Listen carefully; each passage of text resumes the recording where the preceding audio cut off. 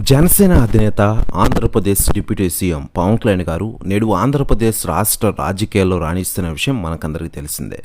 ఇక ఇదిలా ఉండగా డిప్యూటీ సీఎం పవన్ కళ్యాణ్ గారు ప్రభుత్వం విజయవాడలో ఇచ్చిన క్యాంప్ ఆఫీసును మళ్లీ ప్రభుత్వానికి ఇచ్చేశారు. ఆయన అక్కడి నుంచి అధికారిక సమీక్షలు నిర్వహిస్తున్నారు. అయితే పవన్ కళ్యాణ్ గారు క్యాంప్ ఆఫీస్ అక్కడ ఉండడం వల్ల వచ్చే జనంతో అనేక సమస్యలు వస్తున్నాయి. భవనానికి వెనకాలే కోర్టుల సమాదాయం ఉంది. అక్కడికి వెళ్ళి వచ్చే వారికి పవన్ కళ్యాణ్ గారు రాకపోకలతో సమస్యలు వస్తున్నాయి.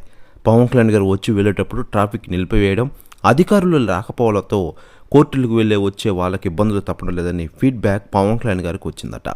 దాంతో పవన్ కళ్యాణ్ గారు మంగళగిరిలోని తన నివాసాన్ని కొద్ది కాలం క్యాంప్ ఆఫీస్గా మార్చుకోవాలని నిర్ణయించుకున్నారట.